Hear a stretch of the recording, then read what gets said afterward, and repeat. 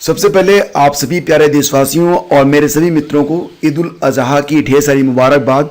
सभी लोग एक बने नेक बने, इसी मुबारकबाद के साथ शुरू करते हैं आज का दैनिक रोजगार समाचार। तो फ्रेंड्स, सबसे पहले बात करेंगे मोटिवेशन की। देखिए, सबसे पहले एक धारदार योजना बनाइए जो भी लक्ष्य आप प्राप्त करना चाहते हैं उसके लिए, फिर उस पर काम करना शुरू कर दीजिए। अगर आपको लगता है कि सुधार की आवश्यकता है तो कर लीजिए, लेकिन पीछे हटना या फिर ये कहना कि नहीं होगा, इसे स्वीकार बिल्कुल भी ना करें। अगर दुनिया में किसी ने भी इस कार्य को किया है, तो इस लक्ष्य को अगर हासिल किया है तो आप भी कर सकते हैं। और अगर आपकी रणनीति सही है, आपकी भावनाएं निर्मूल हैं और आप वास्तव में सुधार चाहते हैं, तो हो सकता है कि आप पहले ही व्यक्ति हों जो कि इतिहास रचने वाले हों और जो बाद में एक एग्जाम्पल भी बन सकते हों। तो दोस्तों, एक बार लक्ष्य का निर्धारण कर लिया, फिर पीछे कदम मत हटाइएगा। नमस्कार दोस्तों, स्वागत है आप सभी का स्टडी विद ज्ञान प्रकाश में। तो आज की तारीख है 21 जुलाई और सबसे पहले बात करते हैं यहाँ पर कोविड-19 के बारे में। तो हालांकि न्यूज में शामिल मैं नहीं कर रहा हूँ, लेकिन आपको बता दूं कि इस समय ये माना जा रहा है कि जो दूसरी लहर आई थी ना कोरोना की, उसमें 2/3 लोगों में एंटीबॉडी पाई गई है कोरोना के प्रति। मतलब लगभग सभी लोग संक्रमित थे। और चिकित्सा विशेषज्ञों का यह भी कहना है कि कोरोना संक्रमण में कमी आने पर सबसे पहले प्राइमरी स्कूल खोले जाएं, क्योंकि छोटे बच्चों में कोरोना का संक्रमण का खतरा कम रहता है और संक्रमण होने पर हल्का भी रहता है। आईसीएमआर के महानिदेशक डॉक्टर बलराव भार्गवन के उन्होंने एक प्रश्न के उत्तर में यह बात कही है। उन्होंने कहा है कि प्राइमरी स्कूल पहले खोले जाने चाहिए, क्योंकि बच्चों में रिसेप्टर कम होते हैं, इसलिए उन्हें संक्रमण का खतरा कम है और संक्रमण अगर होगा भी तो ज़्यादा गंभीर नहीं होगा। तो ये बात कही गई है आईसीएमआर के महानिदेशक के द्वारा। और देखिए, बात करते हैं वीडियो भर्ती के बारे में। ये परीक्षा 2018 में हुई थी, हालांकि परीक्षा तो 2019 में हुई थी, लेकिन विज्ञापन जो था वो 2018 में जारी हुआ था, तो इसे वीडियो भर्ती 2018 के नाम से ही बुलाएंगे। तो देखो, ये जो परीक्षा है वो मार्च के महीने में निरस्त कर दी गई है। फिर से परीक्षा होनी है इसकी, और अभी तक परीक्षा कब होगी, किस प्रकार से होगी, आप लोग कई बार सवाल करते हो, तो इसका अभी तक कोई जवाब नहीं है। कारण ये है कि इस भर्ती के रद्द होने को ही चुनौती दी गई है और इस पर जो अगली सुनवाई है वो 23 जुलाई को होगी।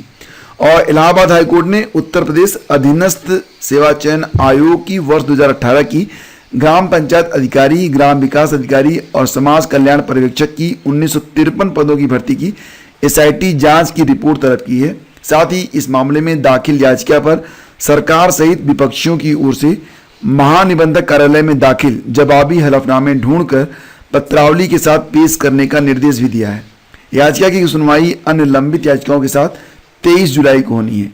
और यह आदेश न्यायमूर्ति अश्विनी कुमार मिश्र ने विकास तिवारी और 124 अन्य की याचिका पर दिया है। याचिका का कहना है कि आयोग ने ओएमआर सीट से परीक्षा ली।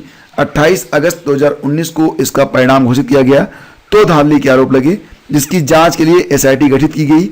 याचियों का कहना है कि 1553 अभ्यर्थियों का सत्यापन किया गया है और शासन ने 24 मार्च को भर्ती निरस्त कर दी है। याचिका में इसे चुनौती दी गई है। तो अभी देखो, वीडियो परीक्षा कब तक होगी या फिर वीडियो की परीक्षा फिर से होगी या नहीं होगी, मामला कोर्ट में है। कोर्ट के फैसले के बाद ही निर्णय हो पाएगा कि आगे ये जो भर्ती है इस पर क्या होना है। और देखो, जो लोग एसएससी एसआई की तैयारी कर रहे हैं, तो देखो उनकी जो परीक्षा है ये 26 जुलाई को शुरू हो रही है और लॉकडाउन के बाद यह पहली परीक्षा है।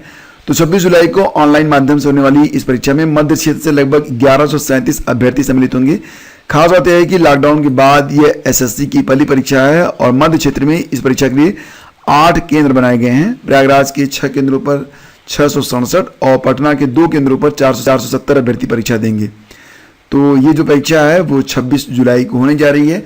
और एक बड़ी न्यूज यहाँ पर निकल के आ रही है कि जैसा कि आपने देखा होगा कि एलटी ग्रेड का जो विज्ञापन था, तो उसमें कला शिक्षक बनने के लिए बीएड भी बीएफए के साथ अनिवार्य किया गया था। लेकिन यहाँ पर अंतिम रूप से जो निर्णय हुआ है, तो उसमें ये हुआ है कि अगर बीएफए कोई अभ्यर्थी है तो वो कला शिक्षक बनने के योग्य है।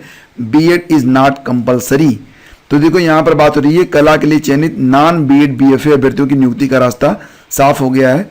उत्तर प्रदेश लोक सेवा आयोग ने पदस्थापन के लिए शिक्षा निदेशालय को एलटी ग्रेड अभ्यर्थियों की फाइल भेज दी है। भर्ती के लिए विज्ञापन में बीएड और बीएफए अनिवार्य रहता थी।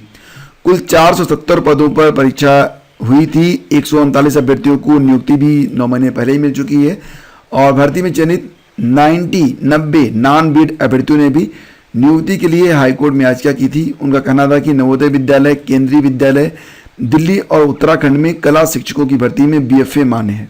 आयोग ने एनसीटी को पत्र लिखा और इसके बाद स्पष्टीकरण मांगा। एनसीटी के स्पष्टीकरण के बाद आयोग ने सभी 90 अभ्यर्थियों की फाइनल जो थी वो फाइनल तैनाती के लिए फाइल जो है भेज दी है। तो चलो ये भी एक मसला हल हुआ।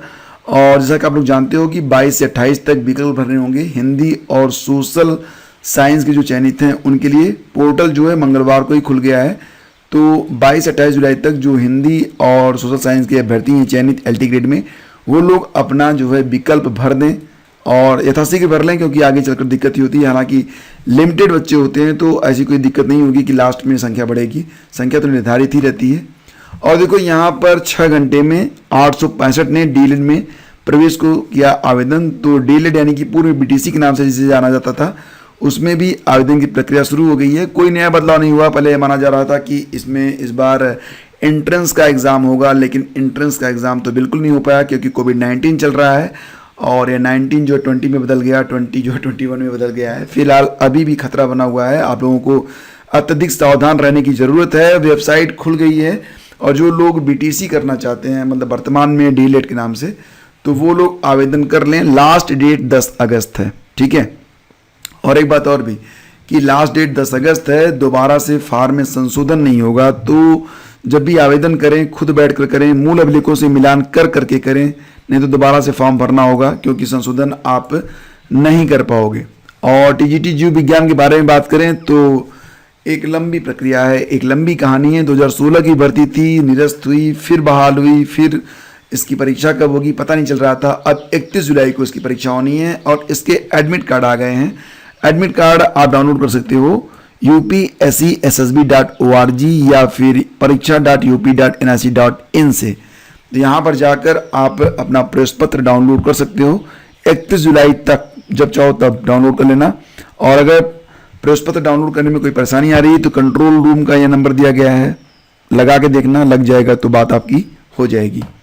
और लखनऊ में शिक्षक भर्ती के अभ्यर्थियों का जोरदार प्रदर्शन, मामला वही है। 69,000 शिक्षक भर्ती में ओबीसी को लेकर जो आरक्षण दिया गया उसमें अभ्यर्थी ये कह रहे हैं कि ओबीसियों को, मतलब जो ओबीसी कैटेगरी के अभ्यर्थी हैं उनको जो 27% का आरक्षण मिलता है उसकी जगह 3.86% ही आरक्षण दिया गया है। तो शिक्षक भर्ती के अभ्यर्थियों का आंदोलन थमने का नाम नहीं ले रहा है। मंगलवार को 69,000 शिक्षक भर्ती में आरक्षण नियमों की अनदेखी का आरोप लगाते हुए अभ्यर्थियों ने 5 कालिदास मार्ग स्थित चौराहा से लेकर भाजपा प्रदेश कार्यालय तक जोरदार प्रदर्शन किया है। आरक्षण बचाने को लेकर आवाज बुलंद की है। पुलिस ने प्रदर्शनकारियों को बलपूर्वक जबरदस्ती घसीट कर हटाया। बसों में भरकर इनको इको गार्डन ले जाकर छोड़ा गया। इस दौरान कई अभ्यर्थी चोटिल भी हुए, कुछ बेहोश भी हुए, 2 को तो अस्पताल तक ले जाना पड़ा। तो शिक्षक भर्ती में आरक्षण में घोटाला होने को लेकर अभ्यर्थी लंबे समय से आंदोलनरत हैं और बेसिक शिक्षा निदेशालय, बेसिक शिक्षा मंत्री और उप मुख्यमंत्री आवास का घेराव कर लगातार धरना प्रदर्शन कर रहे हैं। सोमवार को निशातगंज स्थित बेसिक शिक्षा निदेशालय से पुलिस ने इन अभ्यर्थियों को जबरन हटाया। मंगलवार को अभ्यर्थियों ने सुबह पहले मुख्यमंत्री आवास के बाहर ये जमा हुए। अभ्यर्थी मुख्यमंत्री जनता दर्शन में अपनी बात रखना चाहते थे। पुलिस तुरंत हरकत में आई और अभ्यर्थियों को हटाने लगी। चौराहे पर ही नारेबाजी शुरू हो गई। पुलिस ने बलपूर्वक घसीट कर हटाना शुरू किया। खूब धक्का मुक्की हुई। तो इस प्रकार से पूरा घटनाक्रम है और अभ्यर्थियों ने सरकार से 69,000 शिक्षक भर्ती में आरक्षण बंटवारे में हुई गलती सुधारने और ओबीसी और एससी के योग्य अभ्यर्थियों को तय आरक्षण कोटे के हिसाब से नियुक्त किए जाने की मांग की है। अभ्यर्थी विजय प्रताप और राजकुमार यादव ने बताया कि राष्ट्रीय पिछड़ा वर्ग आयोग ने अपनी रिपोर्ट में सरकार से कहा है कि शिक्षक भर्ती में ओबीसी को 27% की जगह मात्र 3.86% ही आरक्षण दिया गया है। और दोस्तों आपको बता दें कि UPSSC की जूनियर असिस्टेंट के लिए जो इंटरव्यू की प्रक्रिया है, देखो ये भर्ती 2016 की है तो इसमें इंटरव्यू भी हो रहा है। तो इसमें जो है 2384 अभ्यर्थियों का इंटरव्यू 31 अगस्त से होगा। हालांकि विस्तृत कार्यक्रम अभी बाद में जारी किया जाएगा। कनिष्ठ सहायक और कनिष्ठ लिपि के 536 रिक्त पदों पर चयन के लिए लिखित परीक्षा के आधार पर टंकण परीक्षा के लिए 4264 अभ्यर्थी अर्ह पाए गए थे। द्वितीय चरण की टंकण परीक्षा 13 से 23 जनवरी 2021 को हुई थी और अब 31 अगस्त से इस पर इंटरव्यू होने वाला है।